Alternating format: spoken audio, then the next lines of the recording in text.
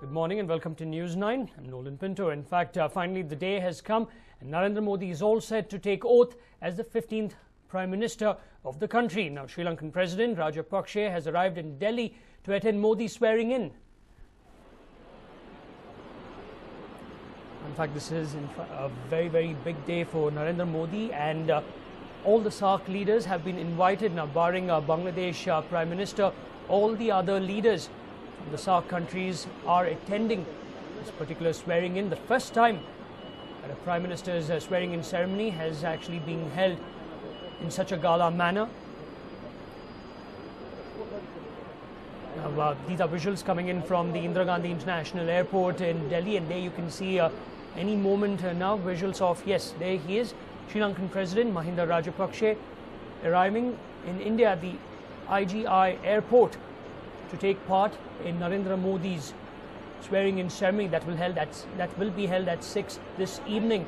Now, Sri Lankan, Tamil Nadu political parties have opposed this, especially allies of the BJP as well as AIADMK have vehemently opposed Narendra Modi inviting Sri Lankan President Rajapaksa, stating that he is guilty of war crimes and genocide. But in spite of that, Narendra Modi has actually gone ahead and made sure that his invitation stays, and there you can see Sri Lankan President Mahinda Rajapaksa at the international airport, or IGI airport in New Delhi. As of now, we are told that all the dignitaries, along with Sri Lankan President Rajapaksa, will be taken to their 5-star hotels, and at 6 o'clock will all be present at the swearing-in ceremony that will take place at the forecourts of the Rashtrapati Bhavan. Now, for the UPA government, it was very different, considering the fact that they had allies to bow down to, the BJP securing a majority. Narendra Modi has actually gone ahead and invited all these leaders in spite of opposition, not just Sri Lankan President Rajapaksa, but also Pakistan Prime Minister Nawaz Sharif. Now, speaking about Sri Lanka, being our neighbors, both China and Pakistan have actually made inroads in development work, in infrastructural work. Now, Narendra Modi will try to see that India is not kept out of all these developmental works and infrastructural works in Sri Lanka, and hence this visit of Sri Lankan President Rajapaksa is very important as far as strategic relations with India is concerned. Considering all these VVIPs and leaders from various SAARC countries are arriving, security is top-notch in the capital. We're also told that within 10:30 or by 10:30, Pakistan Prime Minister Nawaz Sharif is also expected to arrive at the IGI airport in New Delhi. In fact, if you have just joined us, these are visuals coming in from IGI airport in New Delhi. Sri Lankan President Mahinda Rajapaksa has arrived in India.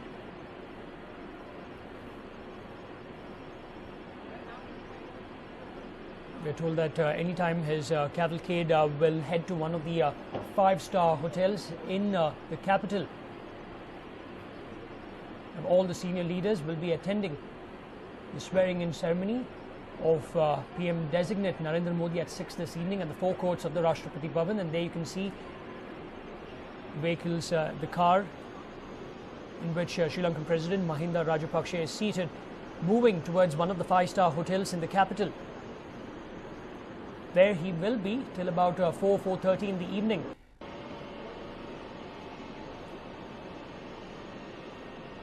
Now, his visit has been vehemently opposed by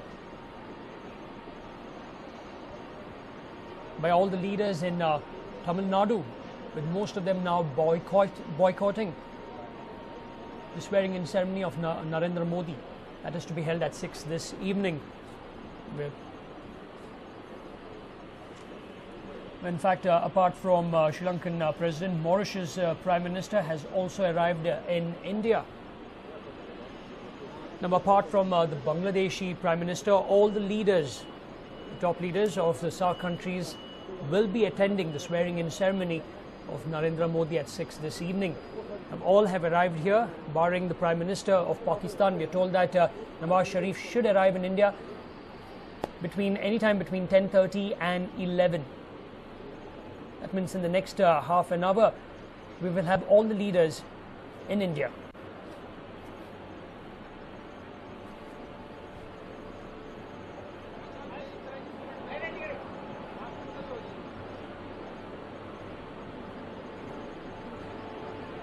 The images coming in from IGI airport in New Delhi of Sri Lankan President Mahinda Rajapaksa, who arrived in India to take part in this grand gala ceremony.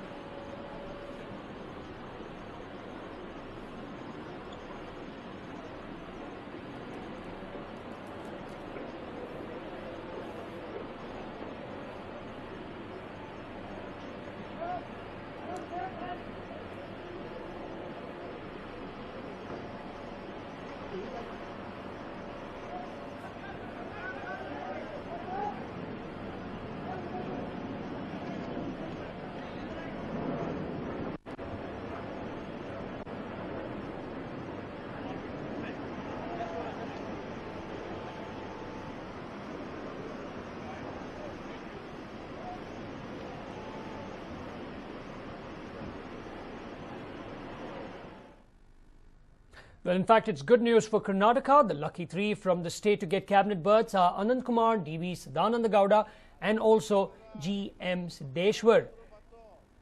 In fact, earlier it was stated that most probably, in spite of having a large number of MPs from the BJP representing Karnataka in the parliament, Karnataka would secure only one single cabinet berth. But now this is fantastic news. Three MPs from Karnataka will secure cabinet berths. In fact, all three have received calls from Narendra Modi. We are told that as of now, most are present along with other senior leaders who have secured calls from Narendra Modi at the Gujarat Bhavan. Now, we do not know the portfolios they will secure, but these are the lucky three from Karnataka to get cabinet berths. They are Anand Kumar, D.V. Sadananda Gowda, and G.M. Siddeshwar.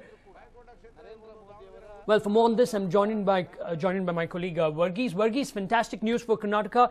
Give us more information on this.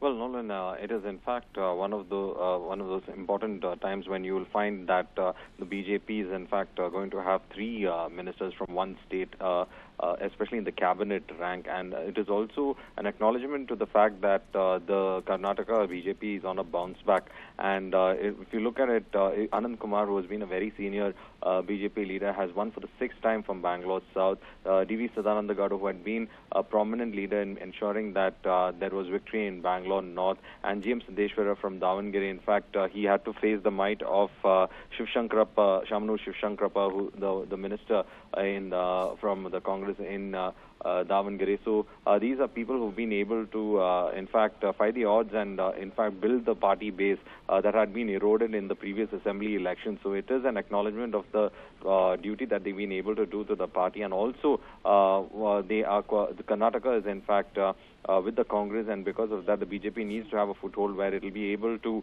ensure that its policies can be implemented through the central ministers, and that will help in fact, looking at the next assembly elections where it will be on a firm footing in Karnataka, and probably the lotus might bloom back in Karnataka again. So that could be the strategy that would be in working, and also all the three senior BJP leaders had in fact expressed their happiness with regards to working with the Modi cabinet, and that they would abide by the top brass's decision. So it has come as welcome news for Karnataka. In fact, Karnataka having a say in the central government with three ministers is quite one of those important moments that the state will in fact cherish, Nolan.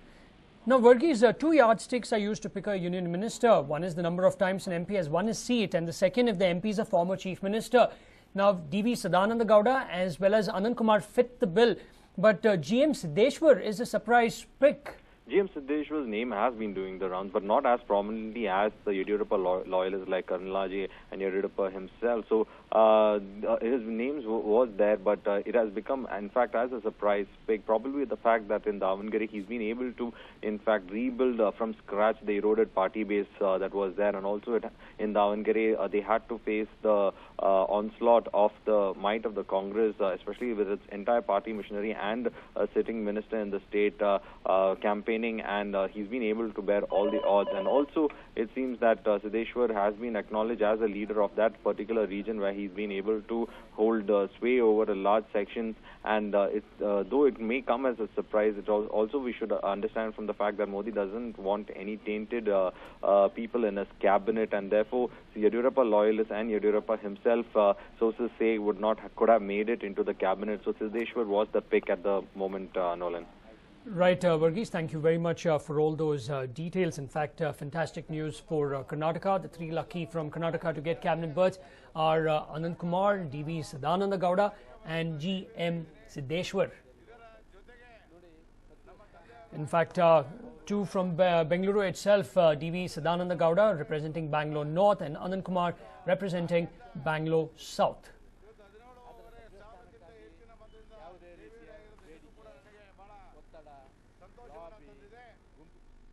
News9. Now, Rajnikant is to skip Modi's swearing-in ceremony. Now, this is what sources are telling us. Now, he is to skip the swearing-in ceremony due to pressure from Tamil groups. Now, sources are also telling us that he is apprehensive of a backlash from fans because of Modi's invite to President Rajapakse, Sri Lankan President Rajapakse. In fact, superstar Rajnikant has found himself in a cleft stick of Narendra Modi's cutting.